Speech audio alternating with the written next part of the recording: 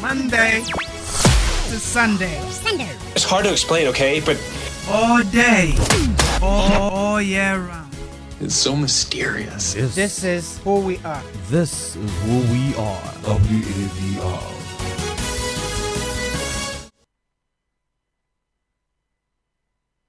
WADR. You can listen to us on 94.9 FM in Dakar through our website www.wadr.org.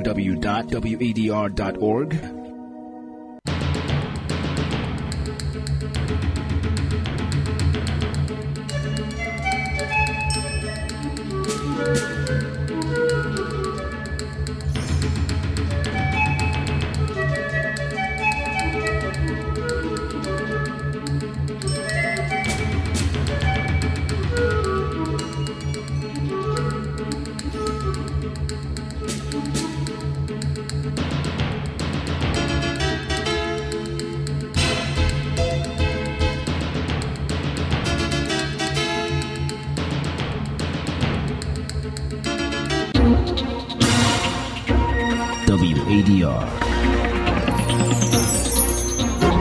Promoting dialogue.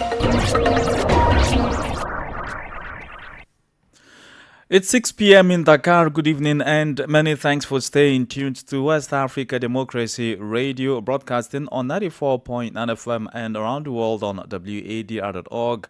Welcome to Newslink. Here are the top stories. Ghana's President John Mahama promises economic prosperity as the national economic dialogue opens in Accra.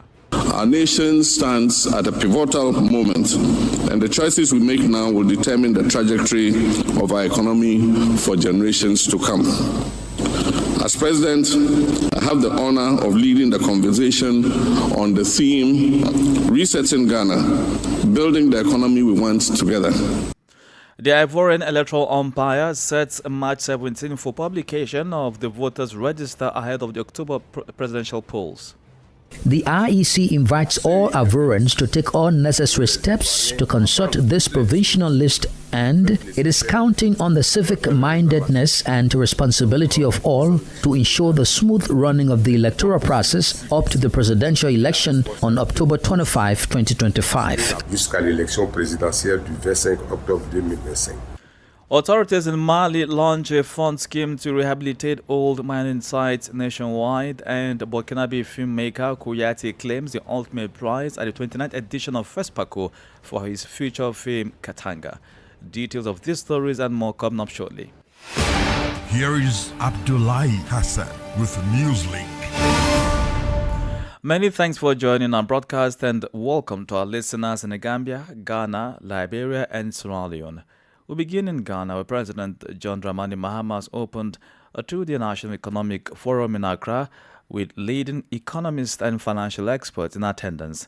The high-level National Forum is in fulfillment of 120-day social contract Mahama made with Ghanaians and will serve as a platform to assess the current state of the economy and engage key stakeholders in constructive dialogues for sustainable and inclusive growth. From Accra, HRTC reports. The National Economic Dialogue is expected to bring key stakeholders, including government officials, economists, and business leaders, together to deliberate on measures for resetting Ghana's economy. Addressing the gathering on the opening day of the forum in Accra, President John Dramani Mahama stated that the country is at a critical crossroad in its road to economic development. He indicated that the forum will help the country get to the root of the issues bedeviling the economy. Our nation stands at a pivotal moment, and the choices we make now will determine the trajectory of our economy for generations to come. As President, I have the honor of leading the conversation on the theme, Resetting Ghana, Building the Economy We Want Together. Ghana is at a critical crossroads in its economic development. The challenges before us are stark, and the economic distress we face are undeniable. However, our collective resilience, ingenuity, and determination have always been the driving force of our nation's progress. We are not here merely to recount our struggles, nor are we here to resign ourselves to economic stagnation. We are here to seek solutions. John Mahama also blamed the current levels of economic downturns on bad leadership and mismanagement while pledging to work towards fixing it. When I assumed office barely 2 months ago, I inherited an economy that was in a state of deep crisis. One that was weighted down by numerous challenges, declining levels of foreign direct investment and low business confidence. The financial struggles that our nation is facing have not arisen overnight. They have been the result of several years of financial mismanagement, irresponsible borrowing, reckless spending, and weak leadership that failed to address the underlying structural issues within our economy. This two-day economic forum is part of a 120-day social contract signed by President John Dramani with the people of Ghana since taking office on January 7. One of the objectives of the forum is to develop a homegrown fiscal consolidation program to guide the national budget. HRTC reporting that in Côte d'Ivoire, the Independent Electoral Commission has announced the publication of the provisional electoral roll by the end of March. This follows the revision of the list at the end of 2024. The Independent Electoral Commission has indicated that it will not be possible to carry out a new voter registration operation before the presidential election in October, as called for by the opposition. Here is Emile Ebrotier, spokesman for the IEC, speaking on the subject.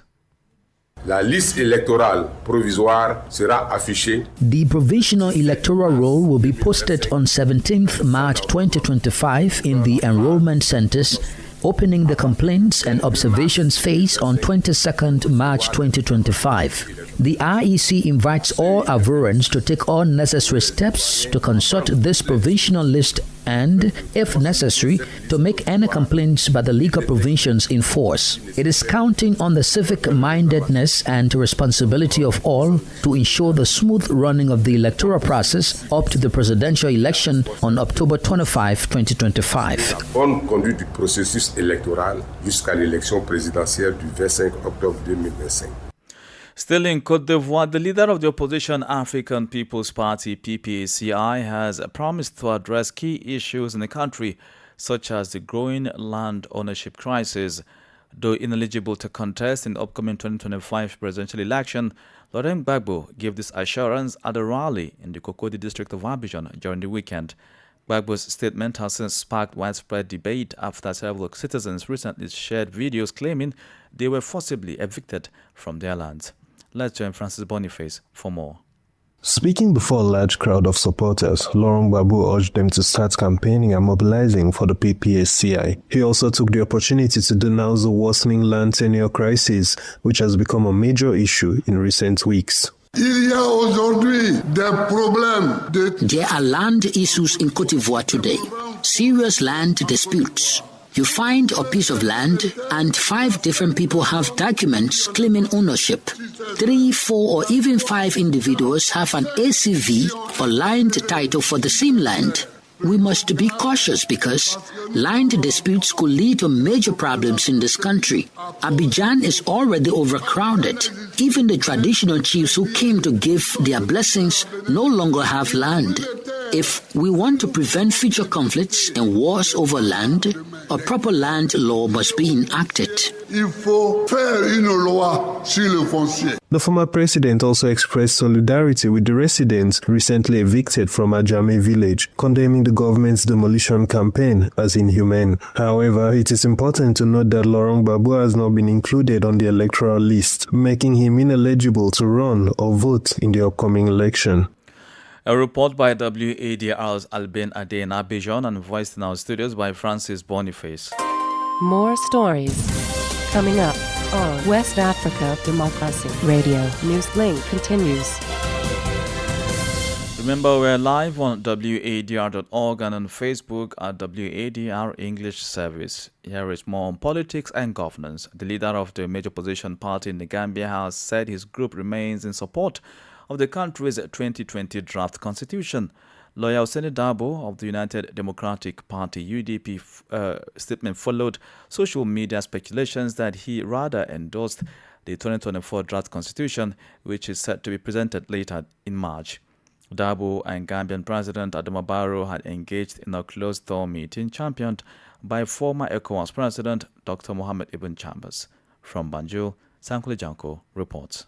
Speculations had been mounting about a possible shift in Usainu Dabo's stance, but the opposition leader has now made his position clear. His party only supports the 2020 draft constitution, rejecting the 2024 version outright. Since my visit to State House, a lot of narratives have been peddled on the social media. I want to make it abundantly clear that the United Democratic Party's position has always been that the 2020 draft constitution, which was the product of broad and deep consultations among Gambians, must be the draft that should be presented to the National Assembly for their approval or disapproval. The opposition leader further stated that while both he and President Barrow agree that the Gambia needs a new constitution, they remain divided on which draft should be adopted. The debate over the new constitution remains a divisive issue, with national attention now centered on the upcoming parliamentary discussions set for March 27. For Newslink West Africa Democracy Radio, I am Sankule Janko reporting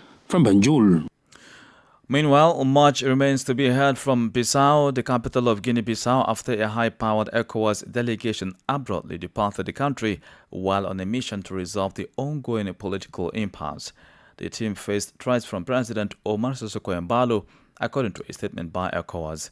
The delegation had been facilitating negotiations on the country's 2025 elections with a draft agreement nearing completion when tensions escalated, forcing their premature departure. Imoradet completes the story. In a press release signed by Ambassador Bagudu Hesse and dated March 1, 2025, the joint ECOWAS-UNOWAS mission confirmed it was expelled under these circumstances. The statement indicated that the delegation left Bissau at dawn on March 1 after President Embalo threatened to expel them, marking an escalation in political tensions. The expulsion comes at a particularly delicate time. On February 23, in the presence of the international delegation, President Embalo unilaterally set the presidential election for November 30, 2025, insisting he would remain in power until his successor's inauguration.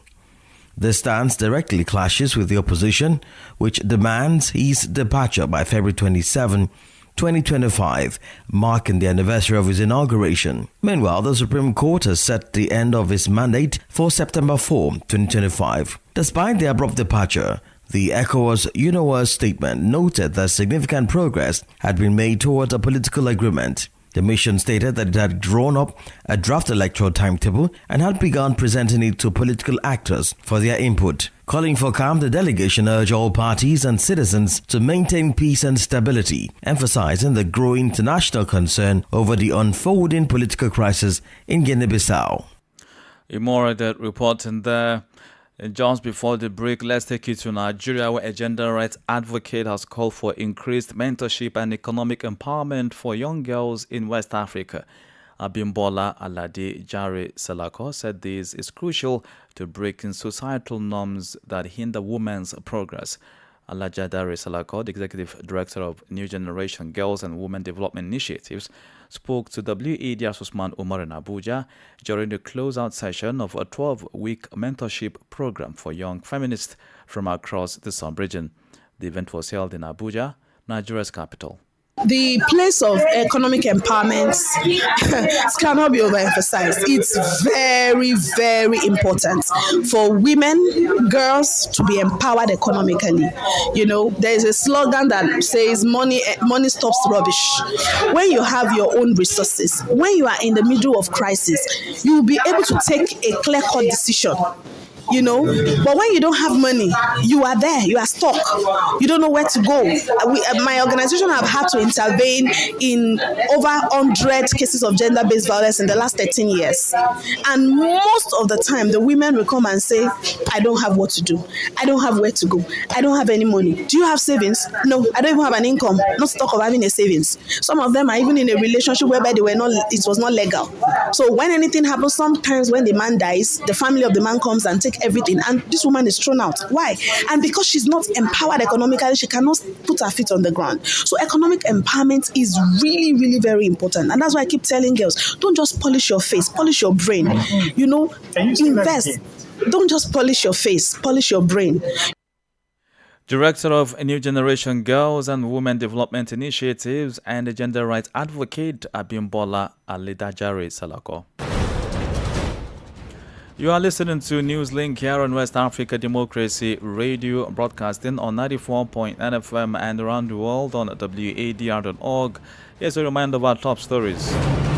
Ghana's President John Mahama promises economic prosperity as a national economic dialogue opens in Accra. The Ivorian Electoral Umpire sets March 17 for publication of the voters' register ahead of the October polls. Still ahead in the news, authorities in Mali launch a fund scheme to rehabilitate old men in sites nationwide. Burkinabe filmmaker Kouyaté claims the ultimate prize at the 29th edition of FESPACO for his feature film Katanga. We also have the guest interview, sports news. Please stay with us. West Africa Democracy Radio. It's you speaking. Many thanks for staying with us. Now, Burkinabe director, filmmaker Danny Kouyaté has won the Yenagua Gold Stallion, the top prize at the 29th edition of FESPACO for his feature film Katanga. The festival, Africa's premier film event, concluded on Saturday in the presence of Burkinabe and Chadian authorities. This marks Burkina Faso's third win of the prestigious award, following victories by Idrissa Ouedraogo in 1991 and Gaston Kabore in 1997. Danny Kouyaté has once again placed Burkina Faso in the spotlight at FESPACO. His feature film, Katanga, or The Dance of the Scorpions, follows in the footsteps of Idrissa Ouedraogo's 1991 victory and Gaston Kabore's 1997 win. This golden stallion is for the resilient people of Burkina Faso. I dedicate it to the nation for its strength and perseverance in the face of terrorism. Shot in black and white and in the national language Moray, Katanga, or the Dance of the Scorpions, explores themes of power struggles, political tensions, and rivalries over the throne.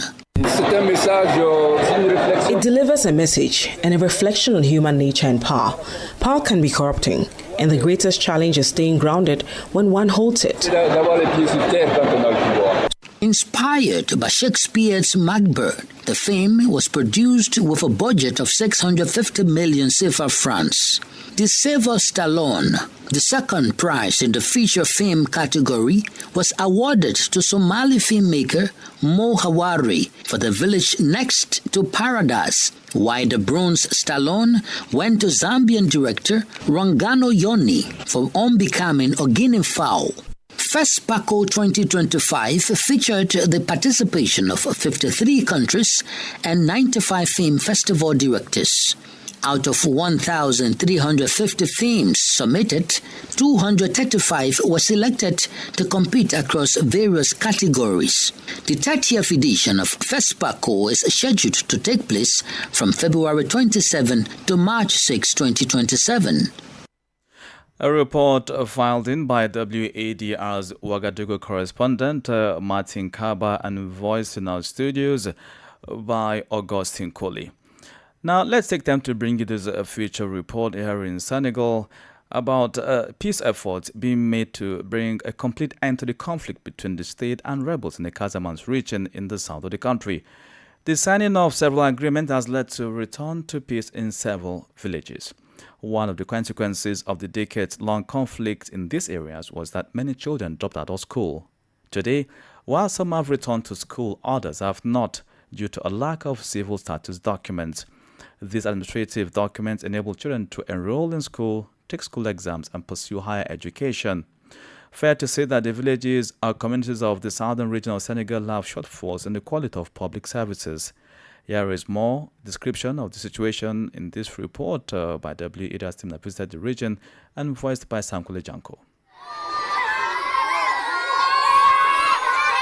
At the Basin Elementary School, it's 5 p.m. today, as the pupils who arrived at 8 a.m. prepare to head home after a long day of study.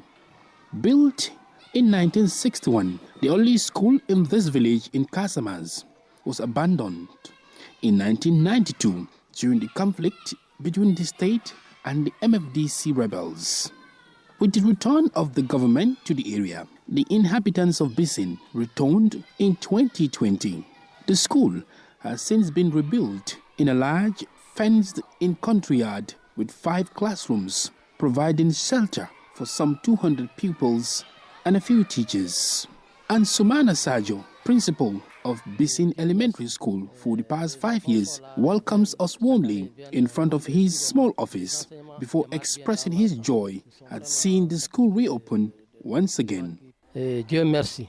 Les enfants sont là, ils viennent. Thank God for that. The children are there, and every year they come gradually. On the whole, teaching is off to a good start. We are pleased with the climate here at the elementary school. It wasn't easy. The population left the village 28 years ago.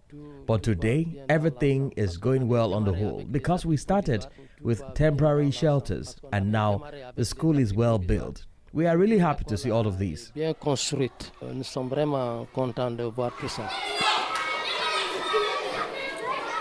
Like Bisin Elementary School, many other schools in localities affected by the conflict in Casamance reopened a few years ago. However, almost all of the pupils are faced with the problem of obtaining civil status documents. During the conflict, many lost their administrative documents and others were not registered at birth, as the state services were absent in certain localities.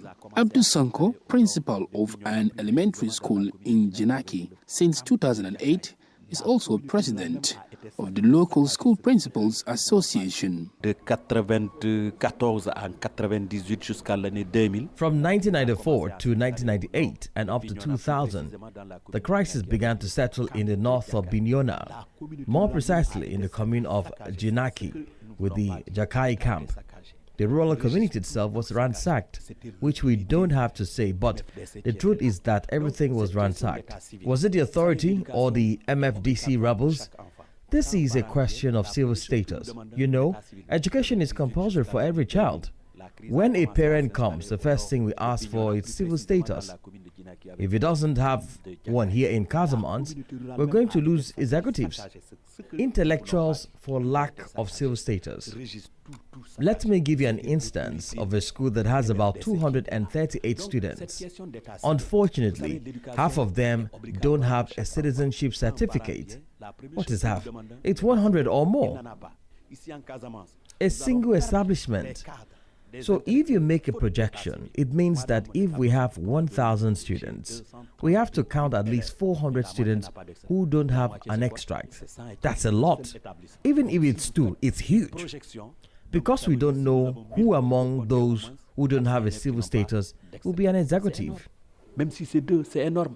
Parce qu'on ne sait pas qui parmi ceux-là qui n'ont pas d'état civil, qui sera le cadre de demain. However, civil status documents are necessary to enable students to take school exams and subsequently enroll in higher education establishments across the country. Without civil status documents, many are forced to abandon their studies. Many parents are unable or unwilling to control their children in school. Questioned on the issue by the population, the local authorities are in turn calling for justice. Alfousseni Jame is the mayor of Jinaki. À notre niveau, quand il s'agit justement de trouver la solution, at our level, when it comes to finding the solution, regional authorities have been heavily involved. Involved because we are the ones who keep the registers. Involved because we are the ones who make the declarations. Because all the village chiefs, who are our closest collaborators, who based on declarations of honor, have committed themselves to recognizing that such and such an individual was not the subject of the declarations or was a resident of my village. When all this was done, we agreed to contact the prosecutor at the Zingesho District Court. We took the necessary steps and sent the documents, and it's really an internal matter for the justice system. That is why we don't understand anything about it. That's why I am telling you, I don't really understand what is going on. It's really an internal matter, really internal to the justice system. Un peu ce qui se passe, c'est une affaire vraiment interne à la justice. The issue of civil status was a central point in the signing of the peace agreement between the Senegalese government and the Jake Front, the rebel faction that controlled the area. The mayor of Jinaki, Alfousseynou Jame, reminds us that resolving this issue must be a priority in order to consolidate peace. Aujourd'hui, c'est 50 000 dossiers. Today, 50,000 files are in this situation. Look, if you amputate the populations of almost 50,000 children or adults or people, I think that's already a significant number. A significant number. I don't think there is any point in thinking about anything else other than to hope that awareness, understanding, and in any case, the importance of the issue will be shared and grasped at all levels so that we can put an end to this affair once and for all. Pour qu'on en finisse définitivement avec cette affaire-là.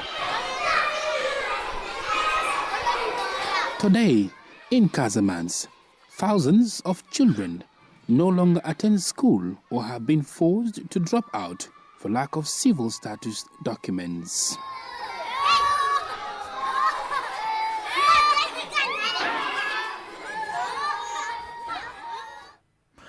Sankule Janko, that report, and just before the guest interview segment, the Malian government has introduced new measures to regulate the mining sector, particularly targeting illegal gold panning sites.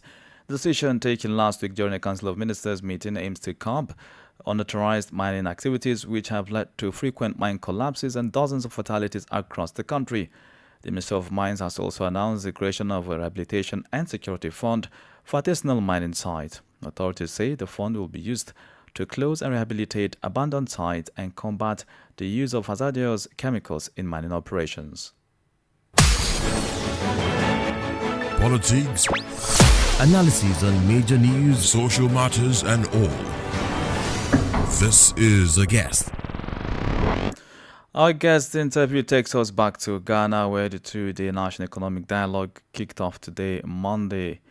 According to the government, the dialogue is a crucial step in shaping a four-year fiscal consolidation program aimed at restoring economic stability and driving long-term development. It also aims to examine strategies to encourage private sector-led growth, recognizing that a strong private sector is essential for job creation and economic expansion.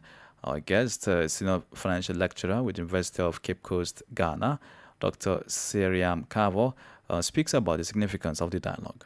When we look at the national economic dialogue that is taking place, it's a laudable idea. We may say that it has not been effective in the past, but that can also be something that we question, because in the past, when we had this national economic dialogue about a decade ago, we came out with our own homegrown policies that was sent to IMF, and that gave us the leeway to get the IMF concessional loan. And when it happened, the government that implemented it could not continue, so there was a change of government, and that actually we saw in the first term of the previous government. They did very well. Now, in the second term of government, they reached a situation where they realized that the economy was not moving on well, and so they decided to introduce some taxes. For every budget to be successful for any country, the citizens must buy into that particular budget. The citizens must accept the budget as their own, and not as a tool to take the last drop of their pestua from them.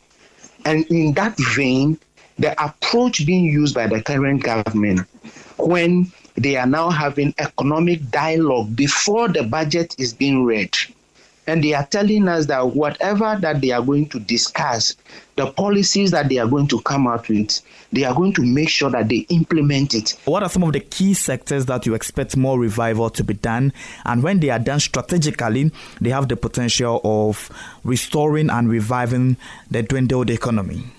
The first sector I want to look at is the sector of agriculture. If agric is revived, if we now have mechanization of our agric, resources are put into it and they get to the right people, they produce more food. There is demand for food and we don't have to import food and all those things. It will be okay. If we revive our financial sector, make it more vibrant, the fraud issues in the financial sector, we make sure that the right thing is done in the financial sector. Our interest rate, our exchange rate, and the rest will be much better for us. And that will go a long way to reduce the rate of inflation. Now, once inflation comes down, things will be okay. The other one is infrastructure, road, hospitals, schools. Dr. Siram Kao is a senior lecturer at the University of Cape Coast, Ghana. In the world of sports, the Super Eagles of Nigeria will face the Wasps of Rwanda and the Warriors of Zimbabwe during the upcoming March international break. All three nations are hungry to rack up points in Group C of the 2026 FIFA World Cup qualifiers. The Super Eagles are currently 5th on the table, a point above Zimbabwe. Benin Republic, Rwanda, South Africa and Lesotho currently sit above Eric Schell's side in the group, and things need to change fast for the three-time African champions. SoccerNet report. And with that, we've come to the end of this edition of Newslink here on West Africa Democracy Radio, broadcasting from Dakar, Senegal. Thank you for listening, and many thanks to Maudo Diouf and Umo Danyogo for the technical assistance. Do interact with us via social media platforms, X, Instagram at WADR English, and on Facebook, WADR English Service. I'm Abdullahi Hassan. Good evening. And many thanks to you for listening to Newslink via Hot